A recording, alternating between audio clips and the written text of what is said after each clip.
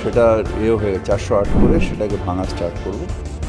ওই বাড়িটা ভেঙে দিলে হয়তো এই বাড়িটা তারপরে স্ট্রাকচার ইঞ্জিনিয়ার হয়তো স্টেবিলিটি দিতে পারে।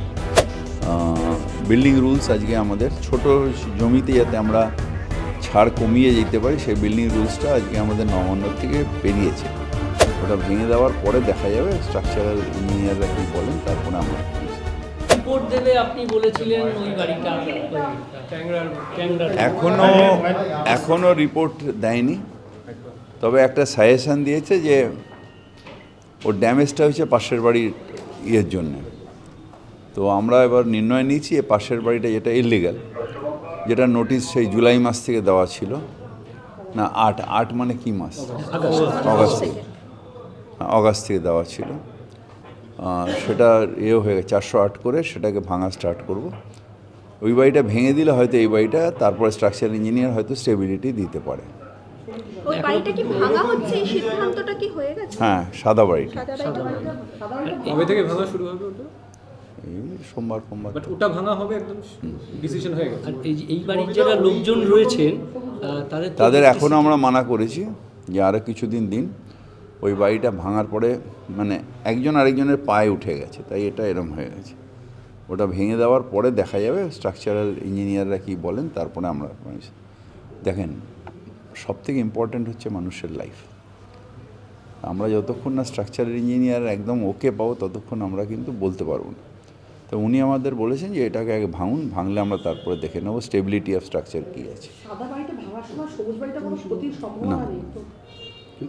না, কিন্তু স্ট্রাকচারাল ইঞ্জিনিয়ার যিনি দেখেছেন তার উপস্থিতিতে ভাঙা হবে। কিন্তু ওরা যে এই যে একটু উইদাউট পাওয়ার, তার মানে জলও নেই ওদের এখন ওইখানে, ওই বাড়িটা ওদের তো ওখানে থাকতে মানা করে দেওয়া হয়েছে। ওরা নাকি আসছে, এসে কাপড় জামা নিচ্ছে আবার চলে যাচ্ছে। এখন তো থাকাটাই বিপজ্জনক ওনাদের। এখন না কিচ্ছু রেস্টোরেশন না, ওনাকে থাকার এখন নিয়ম নেই যতক্ষণ না আমরা বলবো যে এটা মানে স্ট্রাকচার ইঞ্জিনিয়ার যতক্ষণ না বলবো যে এটা স্ট্রাকচারাল স্টেবিলিটি আছে।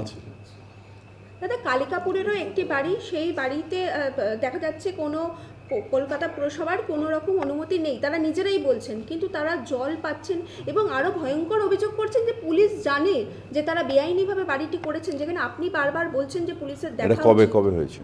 কালকেই। বাড়িটা 2 বছর আগে হেলেছে, কলকাতা পুরসভা পরশুদিন গিয়ে নোটিশ দিয়েছে।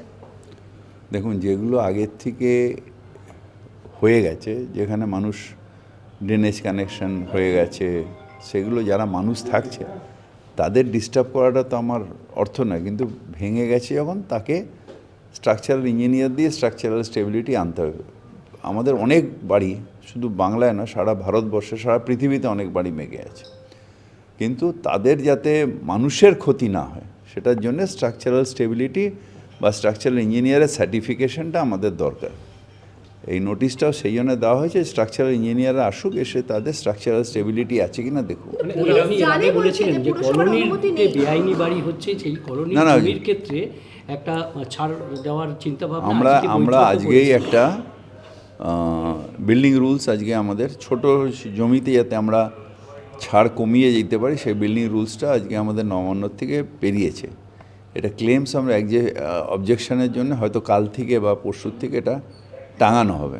টাঙাবার পরে এটা কতদিন একটা টাইম দিতে হয়, 1 মাস, তারপর এটা আবার সেই যদি অবজেকশন বা ক্লেমস হয় সেটাকে আবার নিষ্পত্তি করতে হবে, করে আবার আমরা ক্যাবিনেট করে এটাকে রুলস মানে আইন হিসেবে নিয়ে আসবো। সেক্ষেত্রে কোন দিকে আপনারা জোর দিচ্ছেন, মানে কোন দিকে না, সব জায়গায় যেখানে 3 কাঠার নিচে জমি আছে। বাংলা হাটের আরো খবর দেখতে নজর রাখুন। বাংলা খবর মানেই বাংলা হাট।